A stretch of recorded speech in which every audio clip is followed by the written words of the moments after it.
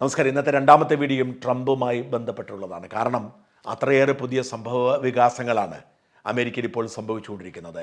അതിനിടയ്ക്ക് ഒരു കാര്യം പറയട്ടെ, കാലിഫോർണിയയെ ബാധിച്ചിരിക്കുന്ന അഗ്നി ഏതാണ്ട് അടങ്ങിക്കഴിഞ്ഞിരിക്കുന്നു.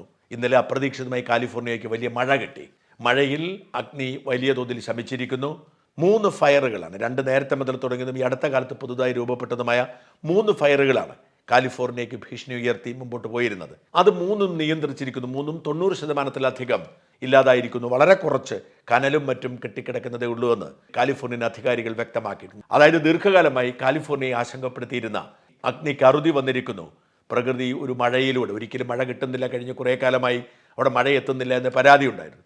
വലിയൊരു മഴയിലൂടെ പ്രകൃതി കാലിഫോർണിയയ്ക്ക് രക്ഷയൊരുക്കിയിരിക്കുന്ന ഒരു കാര്യം കൂടി ഇക്കൂട്ടത്തിൽ സൂചിപ്പിക്കട്ടെ. എന്തായാലും ട്രംപിൻ്റെ ഏറ്റവും നിർണായകമായ ഒരു നീക്കത്തെക്കുറിച്ചുള്ള വിശദാംശമാണ് ഈ വീഡിയോയിലുള്ളത്. ട്രംപ് വിമാനത്തിലിരുന്നുകൊണ്ട്, എയർഫോഴ്സ് 1 എന്ന് പറയുന്ന ട്രംപിൻ്റെ യാത്രാ വിമാനത്തിലിരുന്നുകൊണ്ട്, അമേരിക്കൻ പ്രസിഡന്റിൻ്റെ യാത്രാ വിമാനത്തിലിരുന്നു കൊണ്ട് മാധ്യമപ്രവർത്തകരുമായി ചില കാര്യങ്ങൾ അദ്ദേഹം പങ്കുവച്ചു. ഏതാണ്ട് 20 മിനിറ്റ് അദ്ദേഹം മാധ്യമപ്രവർത്തകരോട് മനസ്സ് തുറന്നു. അതിൽ അദ്ദേഹം പറഞ്ഞൊരു പ്രധാനപ്പെട്ട കാര്യം വലിയ വിവാദമായി മാറിയിരിക്കുകയാണ്.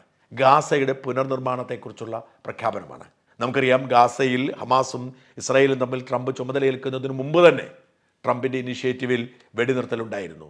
അത് ഇസ്രായേലിൻ്റെ പരാജയമാണ് എന്ന് പറഞ്ഞ് ആഘോഷിക്കുന്നത് നമ്മുടെ നാട്ടിലെ ഹമാസന്മാരാണ്. അവരിങ്ങനെ നിരന്തരം ആഘോഷിച്ചു കൊണ്ടിരിക്കുന്നുണ്ട്. എന്നാൽ ഇസ്രായേൽ ഒരു പരാജയവുമല്ല, തന്ത്രപരമായ നീക്കത്തിൻ്റെ ഭാഗമാണ്. അവർക്ക് തടവിലാക്കപ്പെട്ടവരെ തിരിച്ചു കിട്ടിയാൽ മതിയാവൂ എന്നത് ഇവർ തിരിച്ചറിയുന്നില്ല. അതിലേറ്റവും പ്രധാനപ്പെട്ട ലക്ഷണം ഗാസയിൽ മാത്രമാണ് ഈ വെടിനിർത്തൽ ബാധകം എന്ന നിലപാടെടുത്തുകൊണ്ട് ഇസ്രായേൽ അവരുടെ ആക്രമണം വെസ്റ്റ് ബാങ്കിൽ തുടരുകയാണ്, ലെബനനിൽ തുടരുകയാണ്. ലെബനനിൽ ഏതാണ്ട് 60 ദിവസത്തെ വെടിനിർത്തൽ നേരത്തെ പ്രഖ്യാപിക്കപ്പെട്ടതാണ്. ആ വെടിനിർത്തൽ തുടരുന്നതിനിടയിൽ വലിയ സംഘർഷം രൂപപ്പെട്ടു. ആ വെടിനിർത്തൽ കരാർ അനുസരിച്ച് ഇസ്രായേൽ സേന പൂർണ്ണമായും പിന്മാറണമായിരുന്നു. എന്നാൽ ഇസ്രായേൽ സേന പിന്മാറാൻ കൂട്ടാക്കിയില്ല. അവർ പറയുന്നത് ഇസ്രായേൽ സേന പിന്മാറുമ്പോൾ അവിടെ ലെബനീസ് പട്ടാളം നിയന്ത്രണം ഏറ്റെടുക്കുമെന്നാണ്. എന്നാൽ ലെബനീസ് പട്ടാളം അതിന് ശ്രമിക്കാത്തത് കൊണ്ട് തന്നെ അവർ വരുന്നത് വരെ ഞങ്ങൾ ചുമതലയിൽ തുടരും എന്ന് പറഞ്ഞ് ഇസ്രായേൽ സേന അവിടെ തുടർന്നു. കാരണം വളരെ കഷ്ടപ്പെട്ടും ഒരുപാട് ജീവൻ നഷ്ടപ്പെടുത്തിയുമാണ് ഹിസ്ബുള്ളയുടെ മുന്നേറ്റത്തെ തടഞ്ഞുകൊണ്ട് തെക്കൻ ലെബനനിൽ ഇസ്രായേൽ കടന്നു കയറിയത്. അതുകൊണ്ട് തന്നെ കൈയും കെട്ടി ഇറങ്ങിപ്പോകാൻ അവർ ഒരുക്കമല്ല. ഇന്നലെ ഇസ്രായേൽ സേന പിന്മാറണമെന്ന് ആവശ്യപ്പെട്ടുകൊണ്ട് ഹിസ്ബുള്ളയുടെ നേതൃത്വത്തിൽ ആയിരക്കണക്കിന് ആളുകൾ, ലെബനീസ് ജനത ഉൾപ്പെടെയുള്ള ഹിസ്ബുള്ള പ്രവർത്തകർ ഏറെ ഉണ്ടായിരുന്നു. ഹസൻ നസ്രള്ളയുടെ ചിത്രങ്ങളൊക്കെ കയ്യിൽ പിടിച്ചുകൊണ്ടായിരുന്നു അവർ പ്രതിഷേധിച്ചത്. ആയിരക്കണക്കിന് ആളുകൾ ഇസ്രായേൽ സേന പുറത്തു പോകണമെന്ന് പറഞ്ഞ് തെക്കൻ അതിർത്തിയിലേക്ക് ഇരച്ചു കയറി. ഇസ്രായേൽ സേന മുന്നറിയിപ്പ് കൊടുത്തു, അത് ഒഴിവാകണമെന്ന് പറഞ്ഞു. പക്ഷേ അവർ അതിന് വഴങ്ങിയില്ല. ഒടുവിൽ ഇസ്രായേൽ സേന വെടിവെച്ചു. 22 ആളുകൾ കൊല്ലപ്പെട്ടു. അവർ കൊല്ലപ്പെട്ടതിലൊരു ലെബനീസ് സൈനികനുമുണ്ട്. അവരൊക്കെ നിരപരാധികളായ ലെബനീസ് പൗരന്മാരാണെന്ന് പറയുന്നു. എന്നാൽ ഇസ്രായേൽ പറയുന്നത് ഹിസ്ബുള്ള ഭീകരരെ വെടിവെച്ചു കൊന്നത്. എന്തായാലും 22 പേർ ഇന്നലെ കൊല്ലപ്പെട്ടു ലെബനനിൽ. ഏതാണ്ട് 124 പേർക്ക് പരിക്കേറ്റിട്ടുണ്ട്. അതായത് ഇസ്രായേൽ അവരുടെ ആക്രമണവും പ്രത്യാക്രമണവും ഒക്കെ തുടർന്നുകൊണ്ടിരിക്കുകയാണ്.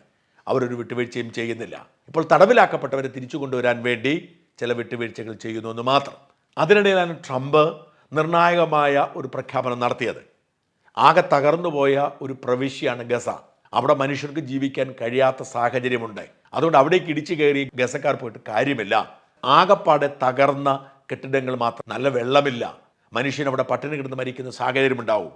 അതുകൊണ്ട് ഗസയിലെ ജനങ്ങളും കൊണ്ട് ഇടിച്ചു കയറി പോവണ്ട, അവരെ നമുക്ക് മറ്റേതെങ്കിലും രാജ്യത്ത് പുനരധിവസിപ്പിക്കാം എന്നാണ് ട്രംപിൻ്റെ പുതിയ നിർദ്ദേശം.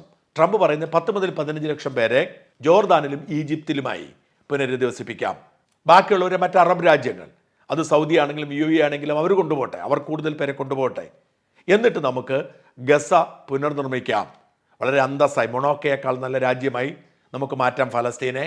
കെട്ടിടങ്ങളും വീടുകളും വയ്ക്കാം, ടൗൺഷിപ്പുകൾ നിർമ്മിക്കാം, ആളുകൾക്ക് ജീവിക്കാനുള്ള സൗകര്യം ഒരുക്കാം, എന്നിട്ട് അവർ തിരിച്ചു വരട്ടെ എന്നതാണ് ട്രംപിൻ്റെ നിർദ്ദേശം. ഈ നിർദ്ദേശം വലിയ കോളുകളൊക്കെ ഉണ്ടാക്കാൻ കാരണം ഇസ്രായേൽ പണ്ടേ ഇത്തരമൊരു പുനരധിവാസ പദ്ധതിക്ക് രൂപം കൊടുത്തിരുന്നു. ആ പുനരധിവാസ പദ്ധതി ഫലസ്തീൻ പൂർണ്ണമായും നഷ്ടപ്പെടാനും ഇസ്രായേൽ അതുകൂടി കൈവശപ്പെടുത്താനുമുള്ള ഗൂഢാലോചനയുടെ ഭാഗമാണ് എന്ന് പറഞ്ഞ് തള്ളപ്പെട്ടു. ആ നിർദ്ദേശത്തിൻ്റെ പുതിയൊരു സൃഷ്ടിയായാണ് വാസ്തവത്തിൽ ട്രംപ് രംഗത്ത് വന്നിരിക്കുന്നത്. അതുകൊണ്ട് തന്നെ ഇസ്രായേൽ ഇതേക്കുറിച്ച് കമാന്നരക്ഷരം പറഞ്ഞിട്ടില്ല. ആളുകളെ റീലൊക്കേറ്റ് ചെയ്യുന്നത് ഞങ്ങളുടെ പദ്ധതിയിലുള്ളതല്ല, അത് ഞങ്ങളുടെ വിഷയമല്ല എന്ന് ഇസ്രായേൽ പ്രഖ്യാപിക്കുകയും ചെയ്തിട്ടുണ്ട്. ട്രംപ് പറയുന്നത് എന്തുകൊണ്ട് ഈജിപ്തിനും ജോർദാനുമൊക്കെ ഇത്രയേറെ പിന്തുണ കൊടുക്കുമ്പോൾ അവർക്ക് എന്തുകൊണ്ട് ഈ ഗാസക്കാരെ അങ്ങോട്ട് കൊണ്ടുപോയി കൂടാ എന്നാണ് ട്രംപിൻ്റെ ചോദ്യം. UAEയും സൗദിയും അടക്കമുള്ള രാജ്യങ്ങൾ അവർക്ക് എന്തുകൊണ്ട് അഭയാർത്ഥികളായി ഇവരെ സ്വീകരിച്ചുകൂടാ? അത് സ്വീകരിക്കണമെന്നതാണ് ട്രംപിൻ്റെ നിലപാട്. അതിൻ്റെ ഭാഗമായി ജോർദാനിലെ അബ്ദുള്ള രാജാവുമായി ട്രംപ് ടെലിഫോണിൽ സംസാരിച്ചു എന്ന് പറയുന്നുണ്ട്. പക്ഷേ ഈ നിർദ്ദേശം അപ്പോൾ തന്നെ ഔദ്യോഗികമായി ജോർദാനും ഈജിപ്തും തള്ളി. ഇപ്പോൾ ഈജിപ്ത് പറയുന്ന ഇപ്പോൾ തന്നെ ഈ ഒക്ടോബർ 7 സംഭവത്തിന് ശേഷം ഏതാണ്ട് 1 ലക്ഷത്തോളം ഫലസ്തീനികൾ ഈജിപ്തിലേക്ക് എത്തിയിട്ടുണ്ട്. അവരുടെ കാര്യത്തിൽ ഇപ്പോൾ ഒരു തീരുമാനമെടുക്കാൻ ഞങ്ങൾക്ക് കഴിയുന്നില്ല. അവരെ തിരിച്ചയക്കാനാണ് ഞങ്ങൾ ശ്രമിക്കുന്നത്. ഇപ്പോൾ യുദ്ധം അവസാനിച്ച സ്ഥിതിക്ക് ഞങ്ങൾ അവരെ തിരിച്ചയക്കാൻ ശ്രമിക്കുമ്പോൾ ഞങ്ങളോട് കൂടുതൽ ആളുകളെ എടുക്കാൻ പറയരുത് എന്നാണ് അവർ പറയുന്നത്.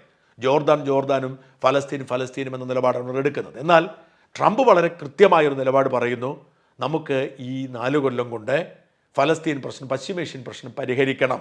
ആ പരിഹരിക്കാൻ ട്രംപ് മുമ്പോട്ട് വെച്ച ഏറ്റവും വലിയ പ്രധാനപ്പെട്ട കാര്യം ഈ നഗരം പുനർനിർമ്മിക്കണമെങ്കിൽ അവർ ഒഴിഞ്ഞു പോകണം.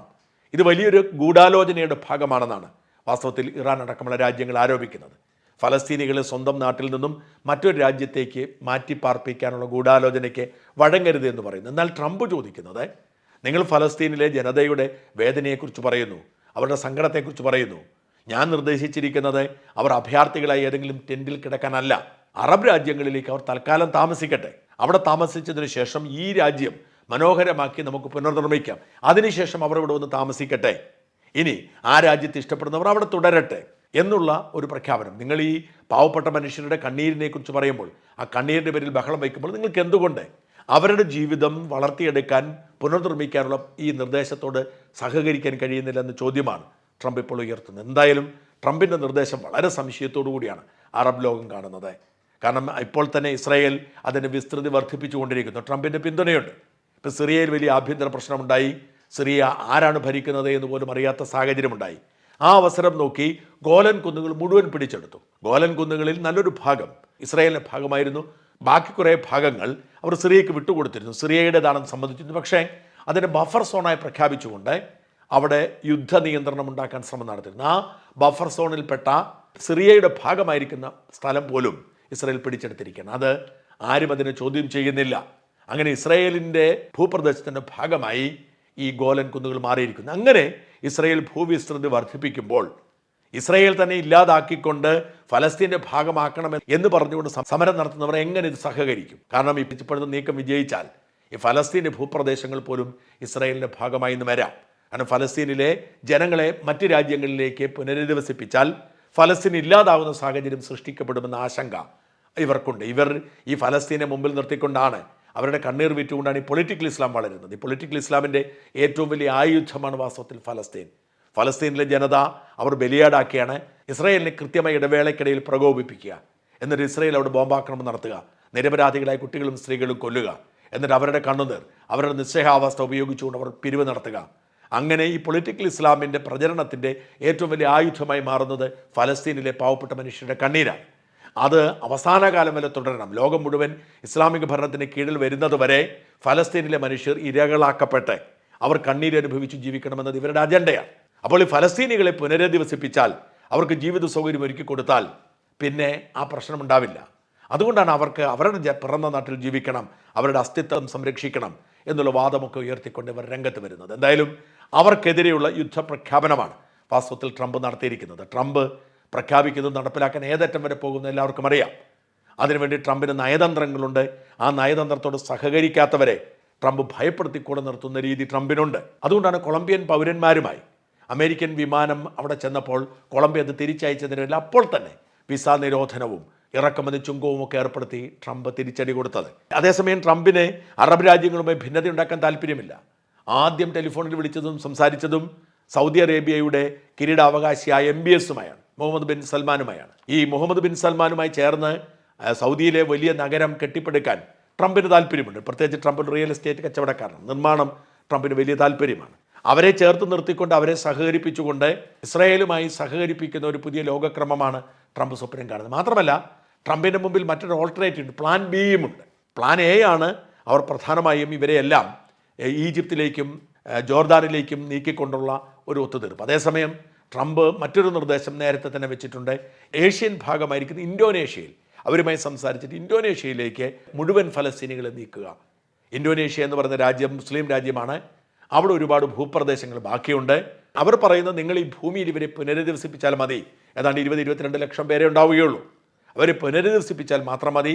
അവർക്ക് ജീവിക്കാനുള്ള എല്ലാ സൗകര്യങ്ങളും, വീടുകളും മറ്റ് ടൗൺഷിപ്പുകളും എല്ലാം ലോകമുണ്ടാക്കി കൊടുക്കും, അമേരിക്ക ഉണ്ടാക്കി കൊടുക്കും. അങ്ങനെ പ്രശ്നം പരിഹരിക്കാമെന്ന് നിർദ്ദേശം വെച്ചിട്ടുണ്ട്. അതായത് ഈ അറബ് രാജ്യങ്ങൾ അനുവദിക്കുന്നില്ലെങ്കിൽ, അവർ എതിരാണെങ്കിൽ ഇന്തോനേഷ്യയിലേക്ക് മാറ്റുക എന്ന ലക്ഷ്യവും ട്രംപിൻ്റെ പദ്ധതിയുടെ ഭാഗമായി ഉണ്ട്. വാസ്തവത്തിൽ ഫലസ്തീൻ പ്രശ്നത്തിന് ഒരു ശാശ്വത പരിഹാരം എന്നതിനുള്ള നിർദ്ദേശമായി വരുന്നത് അത് എത്രമാത്രം സ്വീകാര്യമാണ്. സമ്പൽ സമൃദ്ധമായ ഒരു ജീവിതത്തെക്കാൾ പ്രധാനപ്പെട്ടത് പിറന്ന മണ്ണിൻ്റെ മണം അനുഭവിച്ചുകൊണ്ടുള്ള ഒരു ജീവിതമാണ് എന്ന ഒരു വിശ്വാസമുണ്ട്. എന്ന് മാത്രമല്ല, ഹമാസിനെ പോലെ സംഘടനകൾ അതിന് അനുവദിക്കില്ല. അതുകൊണ്ട് ട്രംപിൻ്റെ നിർദ്ദേശം നടന്നെന്ന് വരില്ല. പക്ഷേ അത് വലിയ ചർച്ചകൾക്ക് കാരണമാകുന്നു. പശ്ചിമേഷ്യൻ സമാധാനം പുനഃസ്ഥാപിക്കുക എന്ന ട്രംപിൻ്റെ ലക്ഷ്യത്തിൻ്റെ ഏറ്റവും അങ്ങേ തലക്കിലേക്ക് പോയുള്ള നീക്കമായി മാറുന്നു. ഒരുപക്ഷെ അവിടെ പിടിച്ചാൽ മറ്റ് പരിഹാരങ്ങൾ ഉണ്ടാക്കാൻ ട്രംപിന് കഴിഞ്ഞെന്ന് വരാം.